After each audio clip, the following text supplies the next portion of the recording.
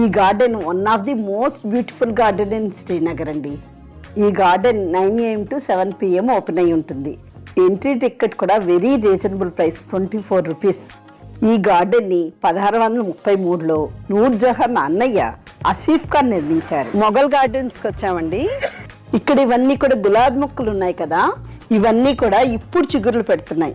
మే జూన్కి అయితే మంచిగా పువ్వులు ఉంటాయి. అప్పుడైతే ఈ పార్క్ ఇంకా అందంగా ఉంటుందండి. ఈ చెట్లన్నీ ఫాల్ కలర్స్తో ఎంత బ్యూటిఫుల్గా ఉన్నాయో చూడండి. డాల్ లేక్ తీరంలో జబర్వన్ హిల్స్ వెనకట్ల అందమైన పూదోట. ఈ నిషాద్ బాగ్లో 12 టెర్రసెస్ ఉంటాయి.